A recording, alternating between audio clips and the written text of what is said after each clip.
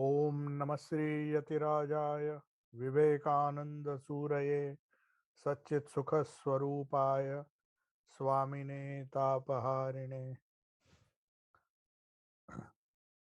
So we were discussing the fifth sutra of Patanjali's Yoga Sutra, which describes what avidya is. And the topic we were discussing is the difference between the various approaches. Semitic religions, they believe that it is because of some sin that we commit against the uh, against God, and that gives rise to evil. That is what the Semitic religions believe, because there is a God who is sitting there wherever he is, either sitting above in the heavens, who is there to punish you, and on the day of judgment at least you will be responsible for all your actions, good or bad, and you will be rewarded or you will be punished according to your deeds. So that is the Christian idea, and also the other Semitic religions also believe in heaven and hell. Our Hindus also have their own concept of heaven and hell, and somehow there is a tendency for most of the people who believe in the sin, in the concept of sin, to uh, somehow blame, not blame exactly, but to hold God responsible for all our actions. And the sense of agency, as long as it is there, we cannot blame God, because we have the freedom either to do certain things in a particular way. If we don't do it according to the injunctions of the Lord, according to the scriptures define what are the things we should do, what are the do's and don'ts, are in the form of, normally it is in the form of some kind of uh, commandment or dogma. It may be dogma, it may not be, it may be based on reason, but at the same time, we have to obey it in full faith.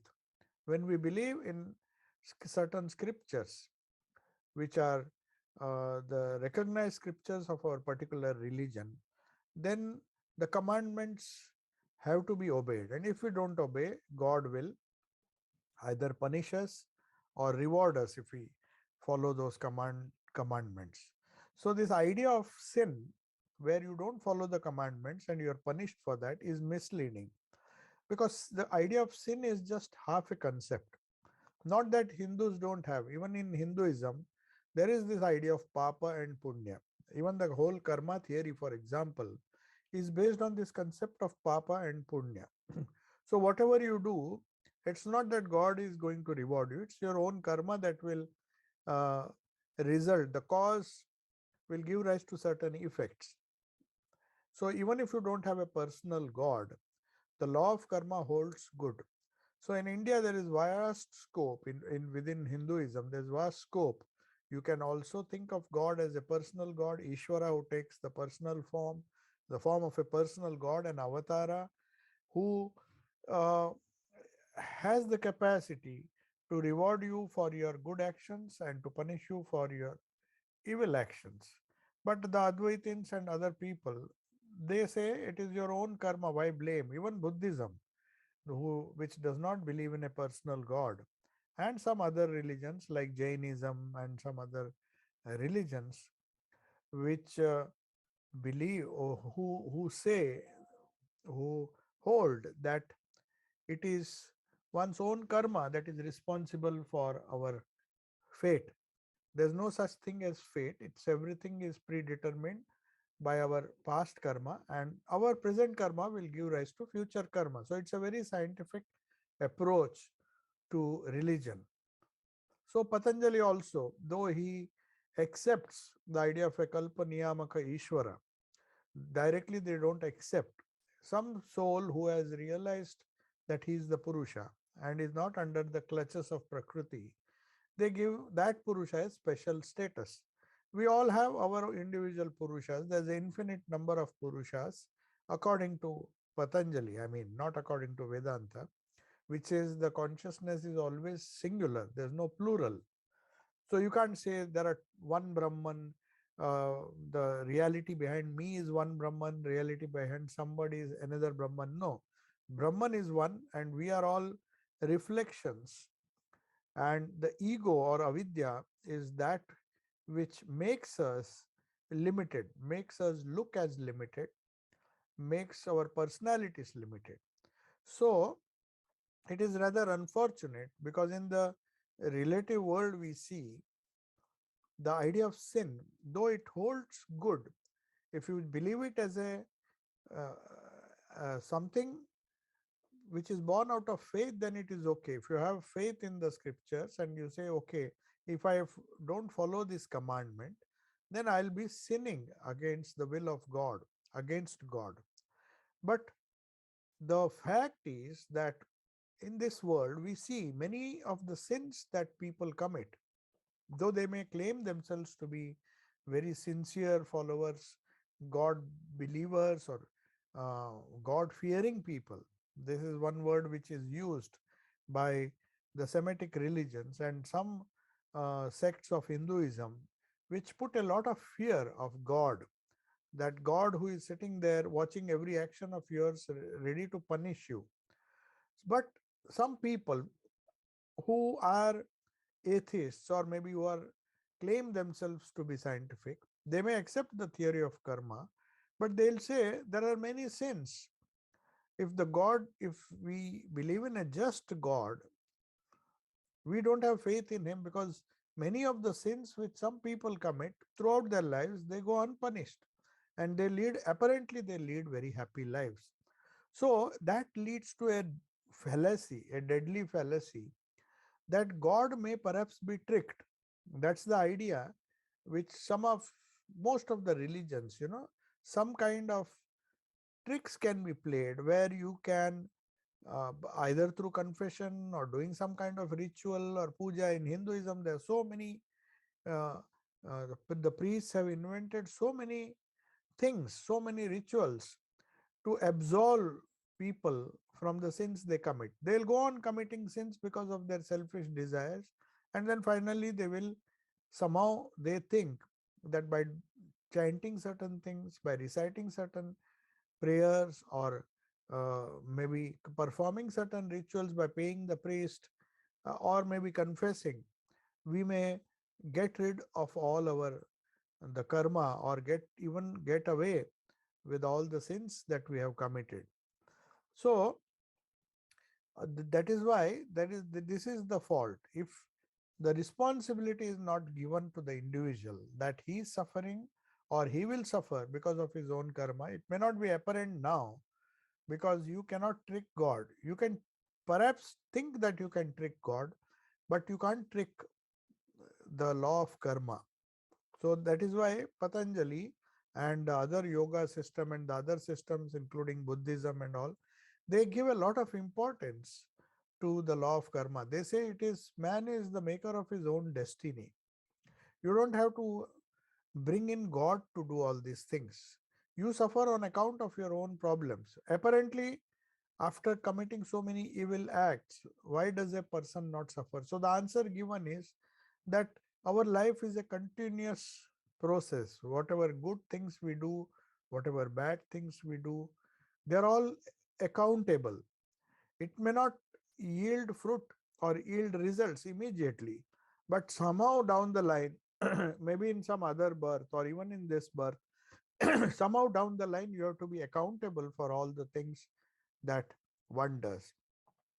So in the belief in those religions, or those denominations of various religions who believe in sin, they say God punishes you, and the earthquakes, the floods, the famines, and the pandemics, that they are a result of the collective sins of an entire community. Now, this also divine justice, according to such people, they are incalculable, or they're just like God has his own sweet will. And the atheists and the rationalists will say This is entirely unjust. A person who has been doing good throughout his life, how can he be a victim of all this for somebody's collective acts of sin of a particular community? Not all people sin in the same way, but at the same time, why should you face retribution for those things? Why should earthquakes kill innocent people as well as evil people? So they think God is unjust. Even Swami Vivekananda passed through this phase. So he was telling his friends that I don't believe in God. This is a very unjust system, because he had to face lot of problems in his own life. His father died, and so many things happened. He said, you go on praying that God is a just God. Where is justice? I don't see any justice. The bad people seem to be getting away with all their evil deeds, and the good people seem to be suffering. So he, out of disgust, he once even said that I could have created a better world. I don't need a God who creates such an unjust world. So these are due to uh, certain setbacks that people receive in their own life, certain things that happen which they think they don't deserve. These these things cannot be explained. But Patanjali here says, uses a word avidya, ignorance, or he uses the word klesha. Kleshas are certain obstacles. Now, these obstacles who create, whether it is created by nature or by man. So, if you commit certain sins, if you commit a murder, probably, but not certainly, you will be arrested. If you build your city on an earthquake fault due to some corruption, where certain buildings are not allowed, or you uh, don't construct a dam properly, then there is an earthquake, and then lot of people will suffer for your faults. But that has nothing to go, there is absolutely no connection of that with the spiritual consequences of sin. Sin has only one spiritual consequence, and that is invariable and unescapable. So whether you call it sin or whether you call it karma, the effect of that, whether you get it through pandemics, earthquakes, and other things, they are all one thing. They do one thing. They are all obstacles to your solving the problem of getting rid of this avidya, which gives rise to enlightenment. So Vedanta came up with a wonderful solution. Vedanta comes up with a wonderful solution, and yoga also believes in that idea that sin or evil acts or good acts have only one consequence. They either obstruct your enlightenment, whether they are great or small, depending on that, whether the actions that you do, if they are great, if you do a very great deed, you accumulate a lot of good karma. But the ultimate result, ultimate benefit is not heaven or hell. It is the enlightenment that you get. So this obstacle is a self-contained punishment. It's a system which has been designed. There's a law of karma, the law of cause and effect. So the Advaitins, or the people who do not believe in a personal God, say this alienation from the Atma, the Atman or the Brahman, which is pure consciousness, where there is absolutely no tinge of sin or papa or punya, the good or evil deeds. Nothing can touch it.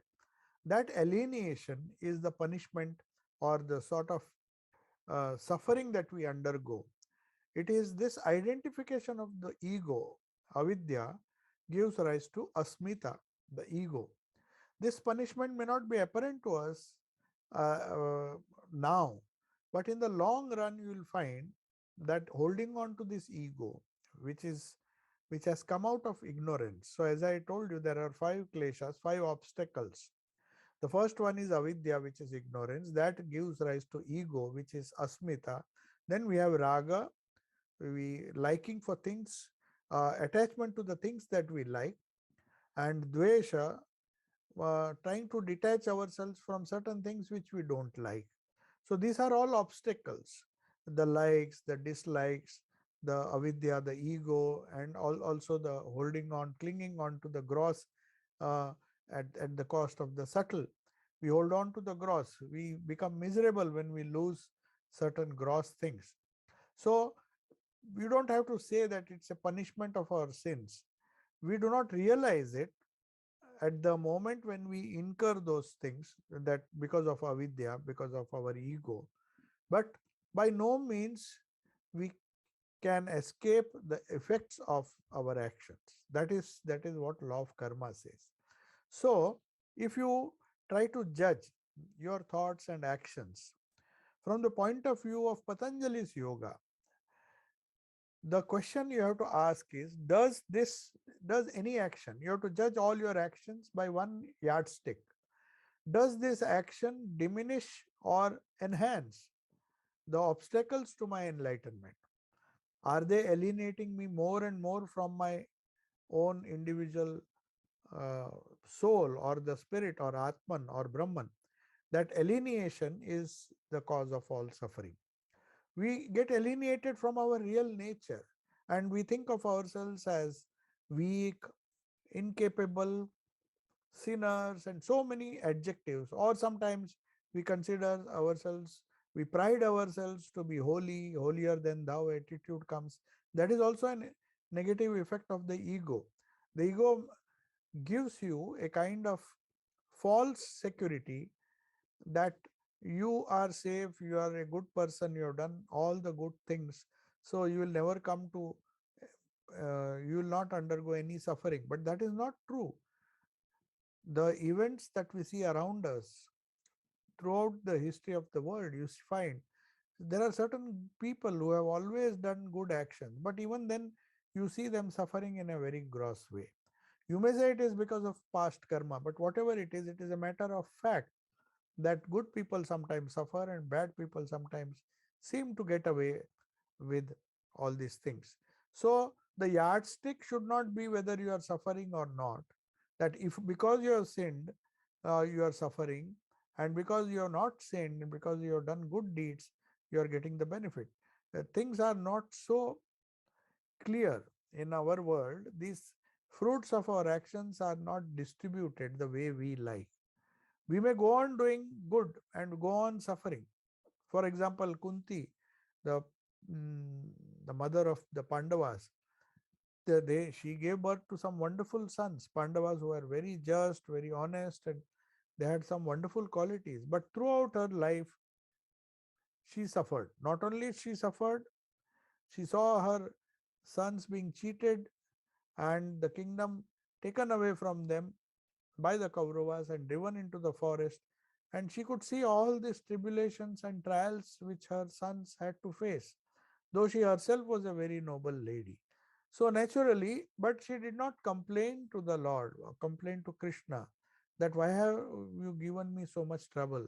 Because she was only bothered about the obstacles that were coming in, preventing her from realizing, uh, prevent her from her devotions to the Lord. She wanted to continue her devotion, continue her clinging to the Lord Ishvara, which she knew would deliver her from all these suffering. So she wanted an eternal solution to all her temporary problems. Said one after another the worldly problems came. She said, I don't mind as long as I don't forget you. That means as long as I don't forget that I am part of the Lord, I am the one with the consciousness, supreme consciousness, which gives eternal peace, eternal stability. As long as that happens, I'm not bothered about the consequences. They may be the result of my karma, they may be the result of the various sins that I've committed in various lives. So she says, or various evil deeds that I might have done. So the question of repentance does not come. I just suffer on account of the bad karma that I have committed myself, and I don't have to blame God for that. I just have to continue to do good things, better things to work out my karma, and hope that our actions, that my actions, will lead me to enlightenment. So we have to get rid of the idea that sins are absolutely have some absolutely fixed value which can be classified, graded, and listed, and we say that, oh, these are the sins, for this you have to uh, as repentance you have to maybe confess, you have to do this, do that. There are so many methods which priestcraft all over the world. It's not just in one religion. Every religion has devised certain uh, things, certain rituals, which promise you to get rid of the evil effects of the sins. And then you go on doing wrong, and then you go on trying to cheat the Lord by saying that you take care of this, I'll do certain rituals, and you please absolve me of the sins. So, but the Gita, if you see the Gita, which is a wonderful text on Vedanta, he says there's no such thing as absolute sin. What is good, what is wrong for one person may be right for another person. Killing may be bad for an ordinary citizen, but if for a soldier who is trying to defend his country, killing may be absolutely necessary. He can't go to the war saying that I can't kill people. He has to kill because that is part of his duty. So, what is right for one person may be wrong for another person. So, each of us individually have we have our own sins and our own virtues, and they are relative to our duties that we have, the responsibilities that we have, and our present spiritual condition. So Sri Krishna is telling Arjuna that based on the present condition of your personality, you are born to fight, you have to fight. There is no other way. Maybe if you continue to fight for a just cause, and if you gather enough merit, maybe in the next birth or maybe in this birth, you will be given higher and higher spiritual responsibilities, and you can then avoid doing this. But till then, you have to fulfill your duties, swadharma, which is known as swadharma, your responsibilities, and that will slowly increase the quality of your spiritual life. So, uh, all we have to do is to follow our conscience. That's what Mahatma Gandhi used to call an inner voice. Our inner voice always tells every individual. You may say it's the voice of God, or you may say it's a voice of conscience. It's the same thing. The voice of God or conscience, if we are genuine, if we are true to ourselves, will tell us what are our motives, what are the things I should do, what are the things I should not do. You don't have to be dictated or guided by certain dogmas. Of course, the scriptures have their own value. They tell us many things which ordinary intelligence does not tell. If you just go on rationalizing everything, you don't get a solution.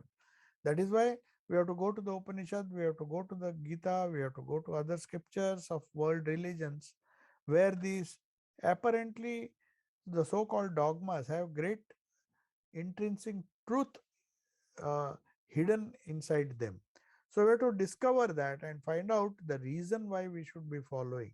So Patanjali's yoga teaches us a certain scientific detachment which avoids the two extremes which we see of lazy tolerance or futile disgust. Sometimes it is futile to be disgusted with the plan of creation and blame everything, blame God for everything.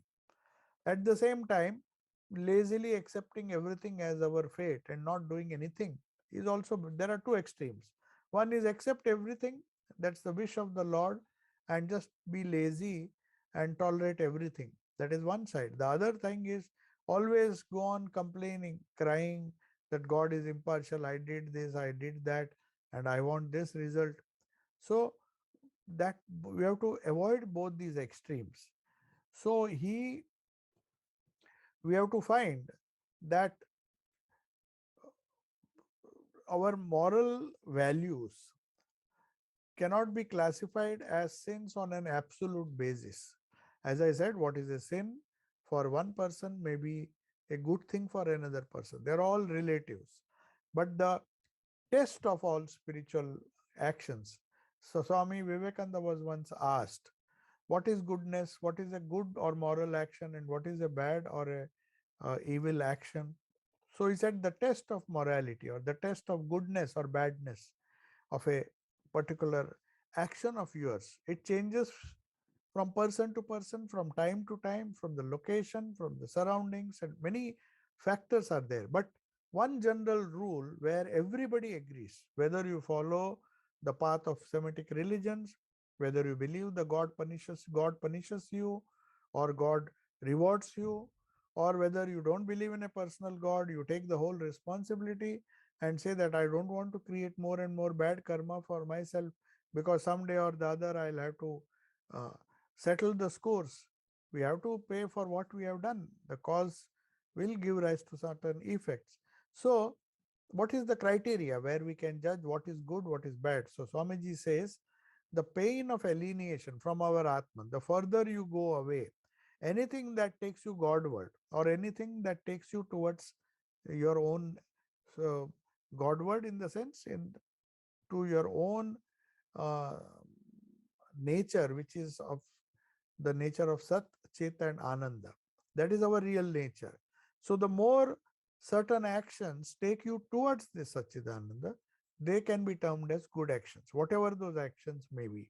But if they take you away from such, if they make you more gross, more selfish, more egoistic, the kleshas, you have strong likes, strong dislikes, this clinging to life is also there, avidya is there, asmita, ego is there, very strong. So all these things show that you are going away or alienating yourself from your Atman.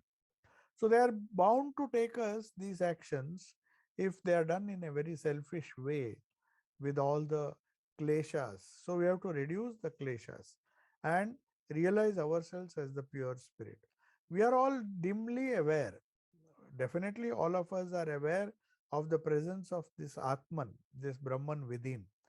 We are all looking for peace. Nobody wants restlessness or trouble or suffering. Everybody wants peace, freedom, security. All these things can come only if we have a perfect union with this Atman. This unchangeable, if we can hold on to that, then no amount of change, external change, can shake us or disturb us or lead to suffering of any kind. So, Patanjali's yoga assures us that Atman cannot, if the Atman, that the can really be within us. If it is not with, I mean, the Atman, if you don't believe that the Atman or the stable thing is not within you, then you cannot possibly live. There has to be some substratum. So we are nothing. And if we ignore this fact, then we will identify ourselves with this stupid ego, asmita, the separate egos, saying that I am good, I am bad, I am tall, I am white, I am black, all those things. So we search for this dimly conceived Atman or Brahman or God or a personal God, anything you may term it in different ways. So we try to find eternal happiness by worshipping such a God. And we are remain attached with all the kleshas very active to this finite world, this transient phenomena of the world. So that engages all our attention. We try to escape from the clutches of likes and dislikes and holding on to, uh, clinging to life and clinging to the physical existence, and also a kind of ego which again and again pops up no matter how much we try. We cannot solve the problem of the ego because that has come from avidya, from ignorance. From ignorance, which is one klesha, this avidya has, asmita has come. Asmita means ego. The feeling that this body, this mind, this pranamaya kosha, and all the koshas, the limited kosha is me. So when there are blows, when there is suffering, you think that you are suffering, but it is actually the limited ego that is suffering. So as I said, the fabled musk deer, which searches for some kind of it smells something nice, but it doesn't realize that the smell is coming out from its own body. So it just wants to enjoy that smell, and then it thinks it is outside and it goes on searching. Where is the smell? Where is the smell? But the smell was, or the beautiful fragrance was coming from within uh, itself. So there are many people who mistakenly go away from the spiritual reality within ourselves, and that is the tragedy which we call sin. It is all misdirected energy. So Sri Ramakrishna used to say, the same energy which we use to commit these evil acts, that same energy, all you have to do is direct it towards goodness, direct it towards removing the kleshas. And when you do it, you'll suddenly stumble upon this Atman. If we were not misled by ignorance, we would have reached our goal. We have made a lot of effort. We have done heroic actions in the hope of solving our problem. We thought these things will solve our problem. First, we thought money will solve our problems. We could, we thought certain possession of certain wealth, certain properties will solve our problem. Then we do all sorts of actions to get all these things, and we think we'll solve the problem, but later on we find that we have enmeshed ourselves more and more. We have not achieved anything. We have accumulated a lot of things, but we have drowned ourselves in the effort. So then we become desperate. Then we try to find that happiness, eternal happiness in sense gratification, taking various drugs and so many other things which give us a sort of temporary happiness. And uh, without and unconsciously we are committing some kind of sin, which is called evil action in Vedanta. So that action which takes us away from our Atman, our own wonderful uh, personality, the Satchidananda, which is our true reality. The more we go away, the more we sin, not against any God, against ourselves. So we suffer on account of our own actions. So Buddha made it very clear, don't blame God or don't blame anybody. You are the maker of your own destiny. As you think, so you become. So as your thoughts are, you convert yourself. As your attitude is there towards life, when it changes, when it becomes gross, then you have to bear the consequences, because the kleshas will have its own consequences. If you are too much attached, if you have raga towards certain things, when that thing is snatched away, you become sad. When you have dvesha, when you are trying to avoid certain things, there are some people who always keep on avoiding many things, but now and again that thing is being bombarded upon them, and they feel bad. I'm running away from this problem and this problem is following me. So also people want certain things, they follow that, they want to acquire it. The moment they try to grab it, it vanishes and it disappears. So that is the tragedy which we face in our day to day life, and that is the result of avidya. Patanjali takes a lot of pains to explain to us why avidya is dangerous, how avidya leads to ego, asmita, and how asmita leads to further the three major problems which in which he has classified all our actions, good and bad. So it is our attachment to lower things that make an action bad, attachment to higher things or God, the same attachment. It has to be directed. If it is directed towards God, it is known as uh, it's the opposite of sin. It is some good deed which helps us to manifest that divinity inside of us. But the same thing, if it is directed towards the gross, it becomes a evil action. The same action, the same energy, the same person, but the direction has changed. So ignorance or avidya, Patanjali says, and they create all these obstacles to enlightenment. They are known as samskaras. We will be commenting upon that in the next sutra. These samskaras, apparently they come from nowhere, but we have created them. They were just pushed into our consciousness. And when it comes up, we feel surprised. Oh, Maybe we have pushed these samskaras deep enough that they were not visible to us. But when they start acting upon our life, and we see this tendency is so difficult to get rid of, because we are what we our habits are. Habits are, they die very hard. Habits don't die. Habits are nothing but samskaras. In Vedantic language, they are known as samskaras. So you have formed a habit. You can't blame anybody because you have created over a period of time, you have repeatedly done those actions, and a habit, good or bad, has been created. So it is for you to undo it. If it is bad, you undo it. If it is good, you can neutralize several bad things that you have. So these tendencies or samskaras drive us to perform ever recurring acts of sin. We may not do it on a regular basis, but now and then those samskaras pop up and we commit sin. We create obstacles. So the obstacles automatically grow in our life, and that gives rise to desire, which is the root cause of all suffering according to Buddha. Then we have this ego or pride, then rage, anger for not having got what I liked, and anger also on having got something which I did not like. That also makes us angry. So, desire, pride, ego, rage, anger, which is the result of not achieving what one thought one is capable of, and then finally asmita, or not asmita, abhinivesha, which is known as uh, the clinging to life or the fear of death. So, fear of death, according to Swamiji, is the main fear which gives rise to other smaller fears. If you see properly, it is this uh, avidya, raga, dvesha, abhinivesha. Abhinivesha, the clinging to life.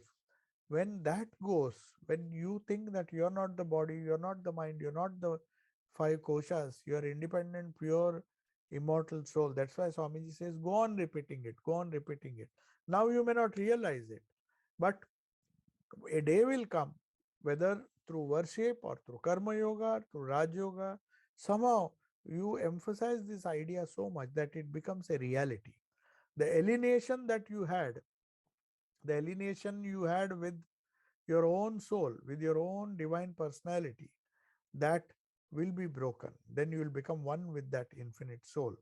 So the Gita gives a wonderful description of how these things happen.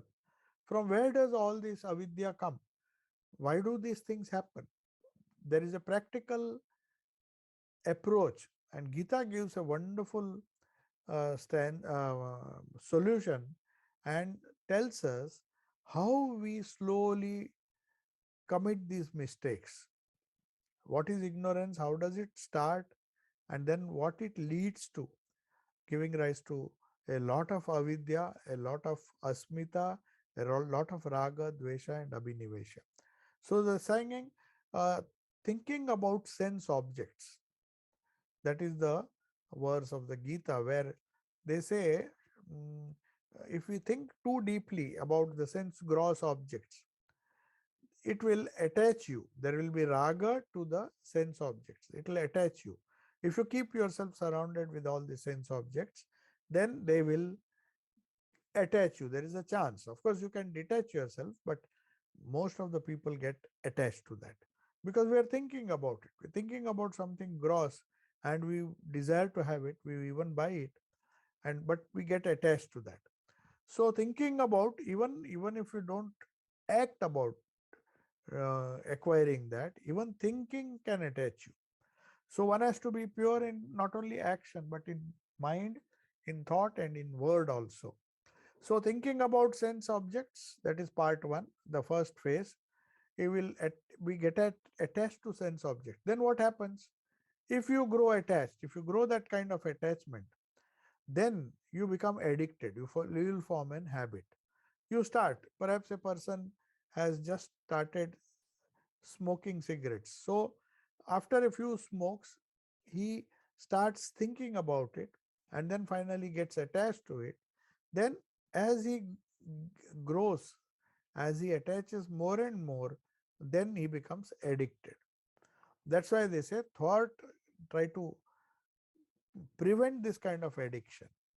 And if for some reason this addiction is not satisfied, it gives rise to anger. Anger, you get angry for over somebody, angry upon on somebody who has created a lot of problems for you. The reason is we get angry because the addiction that we have created by thinking of the sense objects, we are not able to fulfill. We want to be rich, we can't become rich. So we become angry if our wish is not fulfilled. We say that we have tried so hard, but still no, nature is not rewarding us. So change all your addiction, because if you don't take care of it, it will lead to anger. And if you become angry, what happens? Your mind gets confused, it gets clouded, it cannot think properly. That is because your anger, the vibrations of anger or the emotions of anger are so deeply disturbing that they inhibit normal thinking. Even if you want to think calmly and coolly, this anger will make you take wrong decisions, and then you get more angry, and then the more you get attached to this sense objects. So it starts with sense objects, it will attach the mind that you have to the sense objects, and then you get addicted to it. Mind gets attached, it will be attached to the sense objects, and when it becomes an addiction by repeated performance or repeated attachment to the sense objects, then that addiction, if you don't get what uh, you are addicted to, you become angry. That's why you find certain drug addicts, they become very violent because they are addicted to certain things. They cannot get rid of that attachment.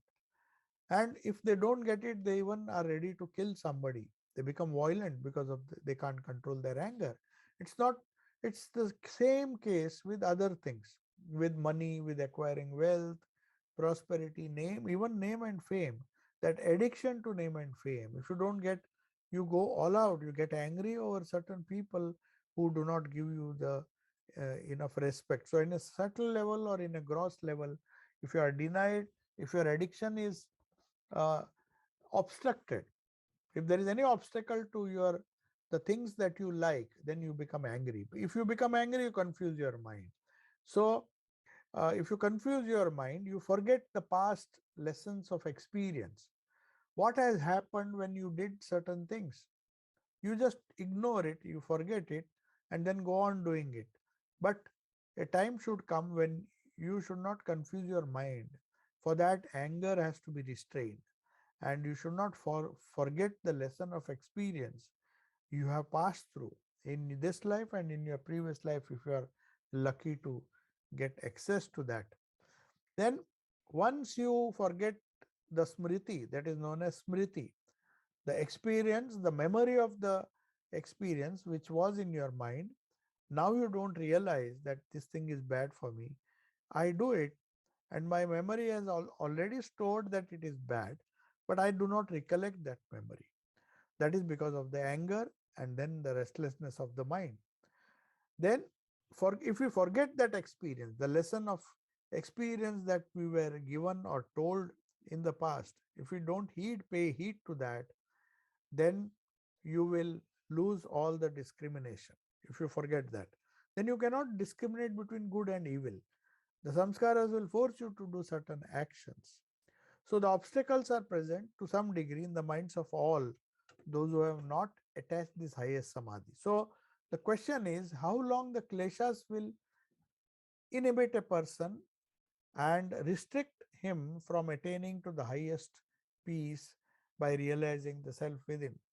Patanjali now divides this avidya into four conditions. There are, and after that we will stop. These four conditions which explain to us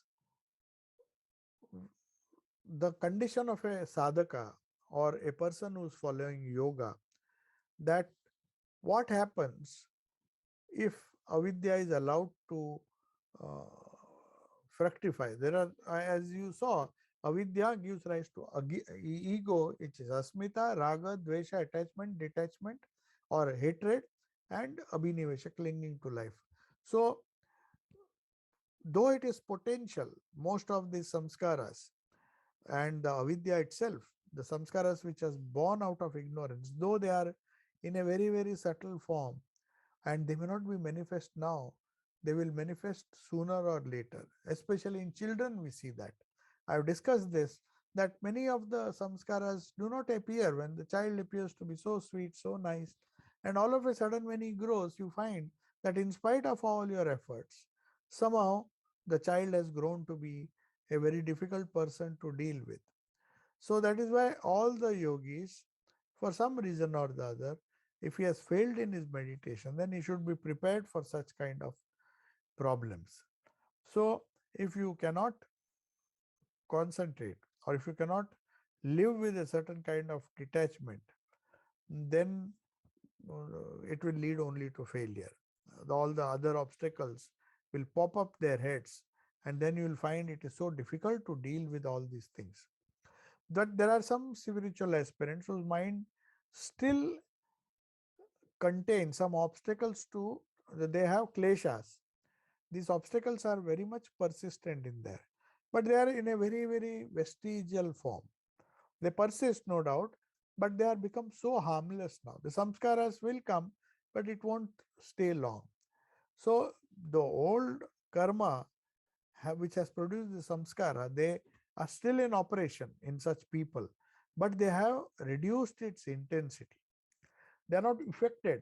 They try to uh, see that the effect of those actions or samskaras are less.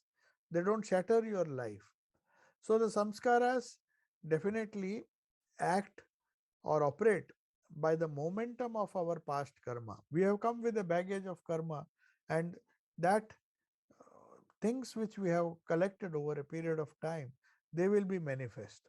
So, but at the same time, if you do klesha tanu karana means if you try to um, change or destroy the momentum of your karma and slowly make it less and less powerful, or make it powerless, then you will find that all these samskaras don't have a hold upon you, and the power of samskara which would have put you or given rise to suffering, uh, you escape with a little suffering, not too much, because you have handled it. You have handled the kleshas. They have been made so minute, so fine, that even if they are there, they will coexist with you, your personality. They will not come and disturb. So we have to find that all these obstacles have been, it is possible to have, to overcome these samskaras. So some group of samskaras are there which can be easily handled. Some have become very deep. There's hardly anything we can do, and we have to slowly hope and go on doing good actions, that somehow we can get rid of those samskaras. So otherwise it is so difficult. The obstacles, or at least not all the obstacles, but a few obstacles, they have a role to play in our life. They have to uh, try to remove that avidya or ignorance which has given rise to ego and other problems because of which we are suffering. That becomes very easy. We can overcome, or we can transcend that ignorance, and then our samskaras will no longer have an effect, and then we'll be able to lead a controlled life where we are in control of our own destiny, our own life. We have to be able to say that I can't just blindly believe in a god who is going to help me solve my problems. Of course, if that faith comes, then nothing can stop you. You have to remember that faith is such a rare thing. You may say, I have faith in God, I have faith in nothing will happen to me. That is fine. But in actual reality, our faith shakes, our faith wavers, and then we commit so many mistakes. So, handling kleshas, though it is definitely a grace of God to be handled, but at the same time, it prescribes certain methods where these kleshas can be reduced to a tanu form, a very, very mild form. So if we can't destroy it, make it so mild that it will not act. So now we will take up certain questions in the chat. Let me just see. Yeah. When we ask question about our action or yardstick, that whether it takes towards enlightenment or not, doing our daily duties as a student, how do we know if we are going towards or away from enlightenment? I do what my parents and teachers ask me to do. Yes, it is a good question. Now, how to determine that certain actions are taking you Godward? So there is a test. There are two tests which Swamiji has given. It's not a part of this Patanjali's Yoga Sutras, but we can test ourselves and find out any action that you do. There are two things. Is that action motivated by some kind of selfish purpose? Is selfishness at the root of our actions? Then it is bad. It takes you away from God, because unselfishness alone can take you towards God. That is one. So every action you have to find out, even if it is a good action, if it is done with a selfish intention, it is bad. So we are so self possessed, everything about the self. I want the best thing. I don't care. I want to get the highest marks. I want to excel in life. Everywhere it is I. That inflates the ego. So that has to be taken care of, whether one is a student or one is in a profession. That ego is a very big obstacle.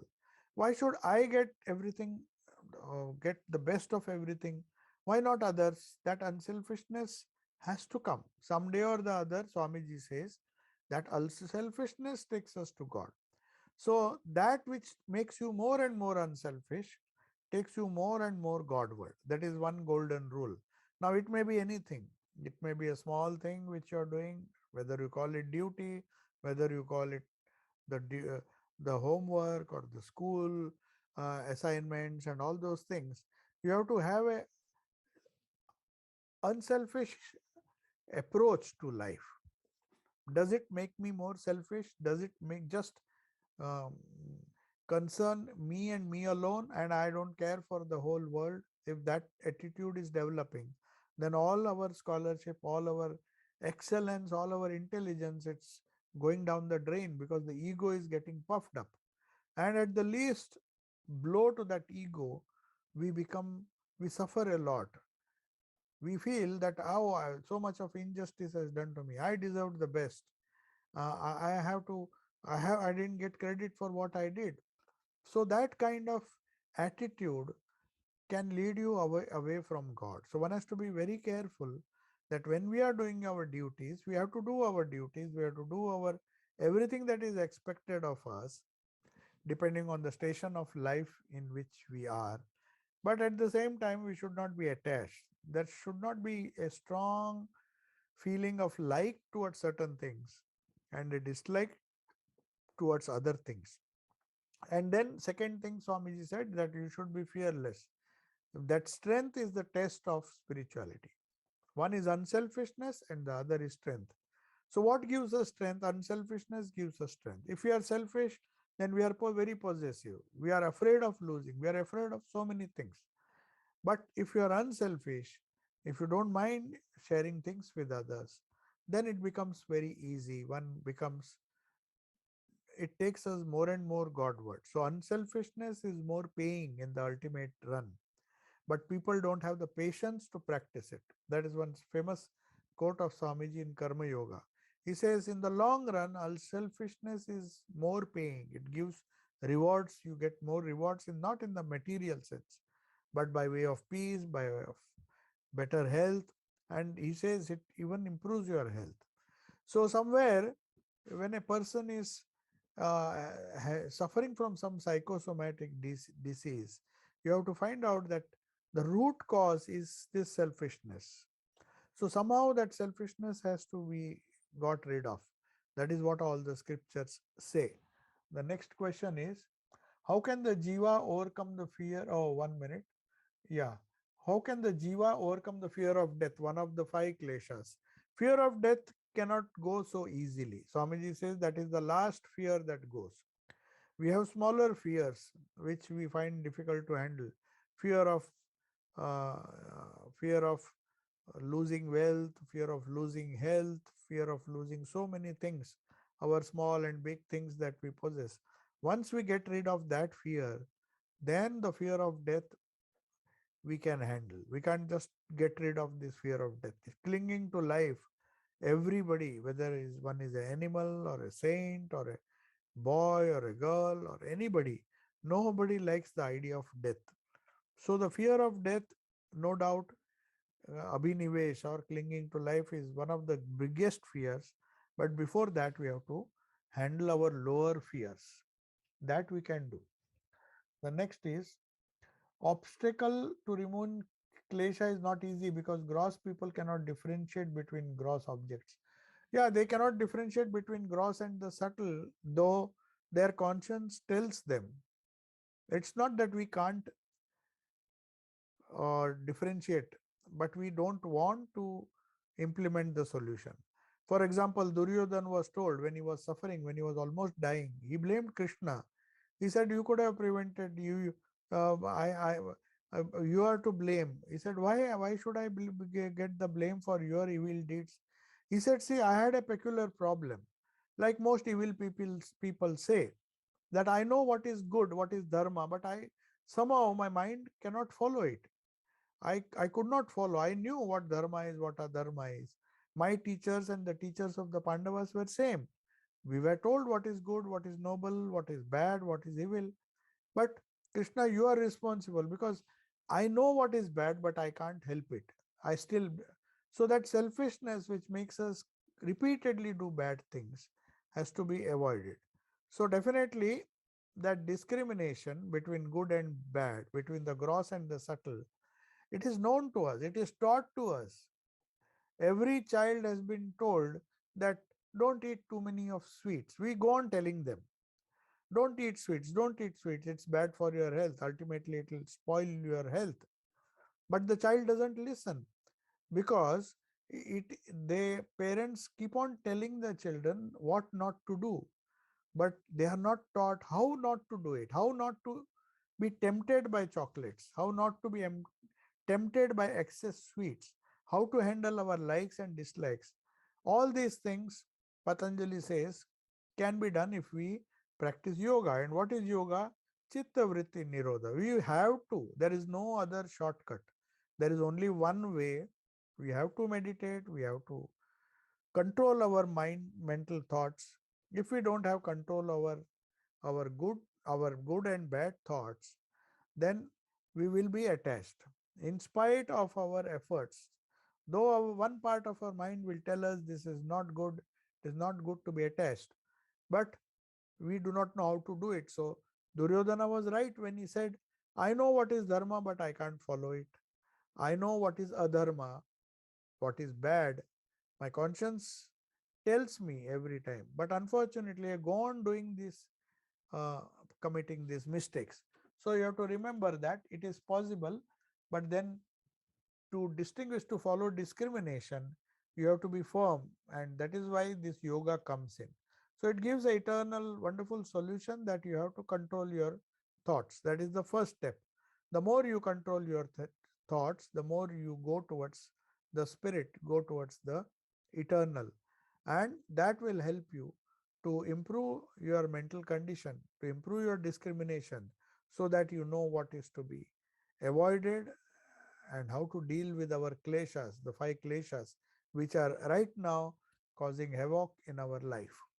Now, there's another question. We read on our sadhana is like a razor's edge. At times, the bar feels so set so high that one may become despondent that one cannot overcome obstacles. Yes, that is true. Razor's edge is said because of the experience of all the saints, the suffering that they went through, the struggle they had to undergo to realize these truths. One has to pay a price.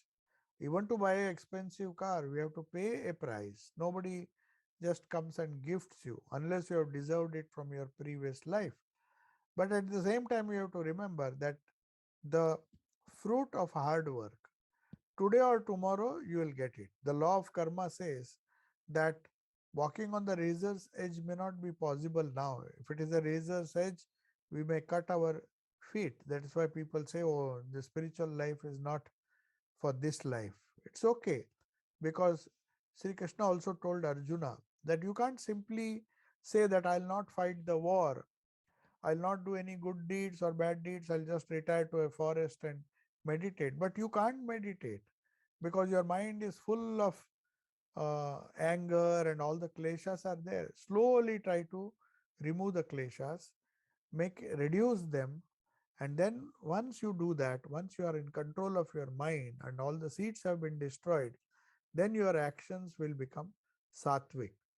They will lead you to higher and higher truths. So it is possible, we don't have to be despondent, because it is like walking on a razor's edge is a Upanishadic dictum, and we don't have to take it at face value and say that it is like walking on a razor's edge. It is very difficult and you will cut your feet, but that doesn't mean it is impossible. So we have to understand why people say that practicing a spiritual life is like walking on a razor's edge, because the reason is that it is not a very common thing. You don't see very often spiritual people who think. The other day there was a seminar organized by our Manila center. One of the devotees asked this question. He said, why should God realization, Thakur says, Sri Ramakrishna says, why should God realization be the only goal of life? He said what he said, but it is for us whether we accept it or not. If we don't accept, we are free. We are free not to accept it. And also, we are free to bear the consequences. If I say I'm free to create a fire, put my hand into the fire, nobody can stop you.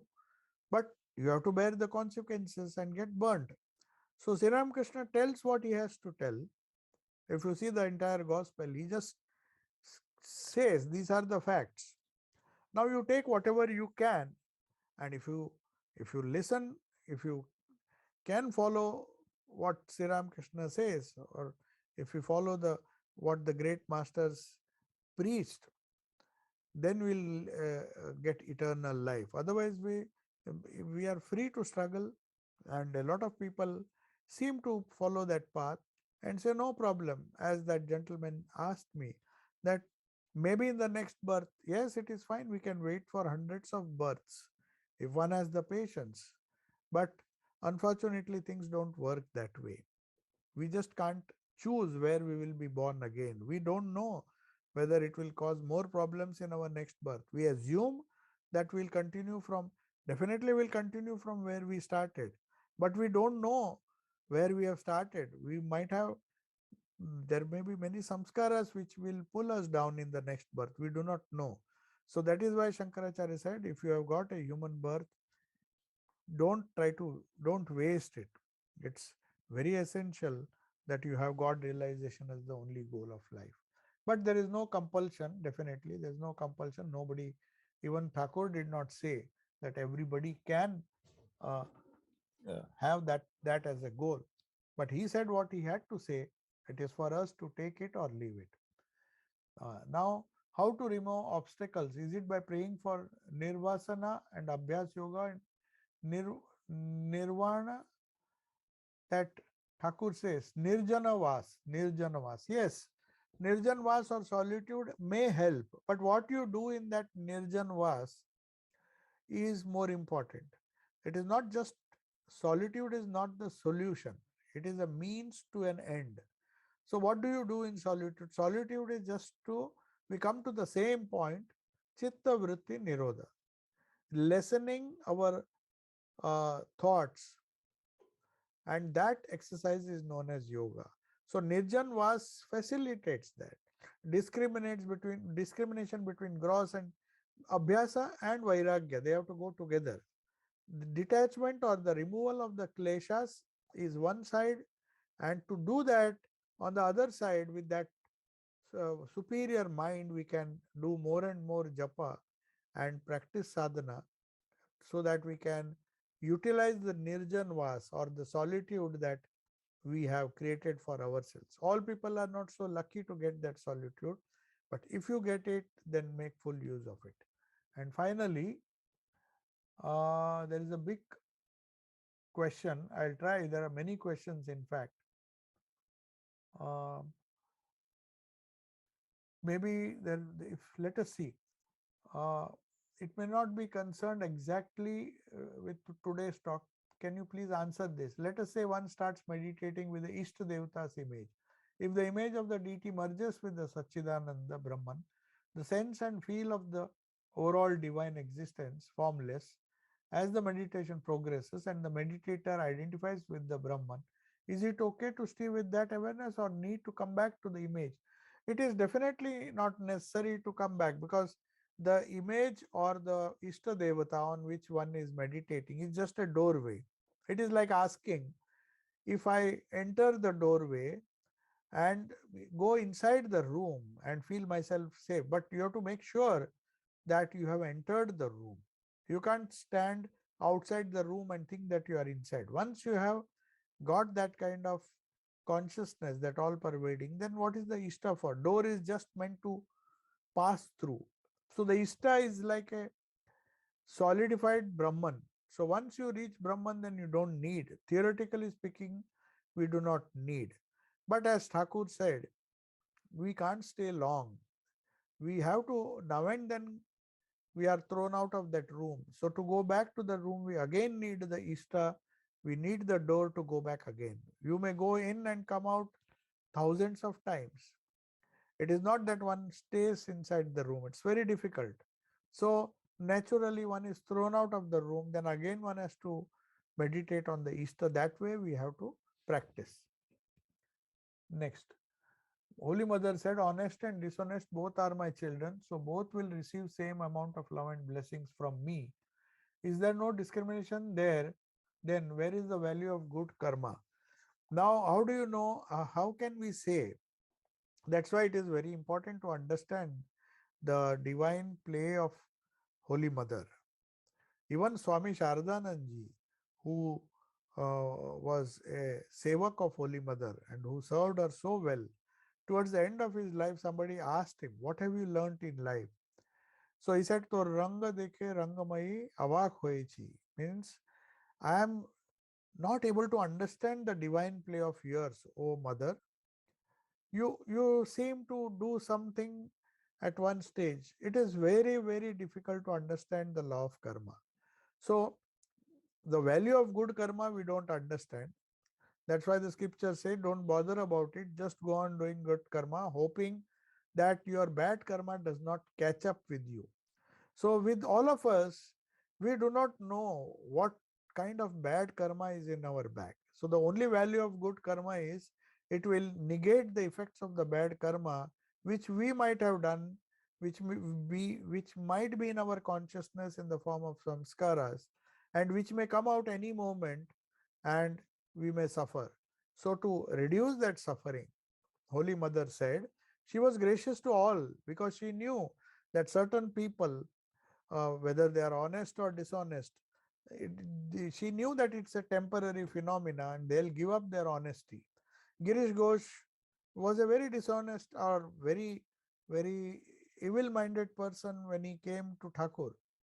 But then, because all his samskaras were good of the past, what's a temporary problem? So we can't classify anybody as really bad or very dishonest and honest. People who seem to be honest, who knows, the samskaras may make them dishonest after some time.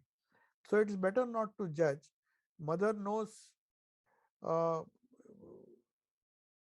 the correct position or the correct baggage with which a soul has come, and if they did not have good samskaras, they would not have come to the mother for redemption. So if she has bestowed her grace on somebody whom the world thinks is dishonest or evil minded, it means that they have these good samskaras. They have really deserved it. And it's a temporary phase which mother has cleared. So also good people, they have come because of their karma. All Not all good people came and got this realization. So we have to understand that in that light. So there are many questions. I don't think there is enough time. So I'll answer it in the next class. Om Shanti.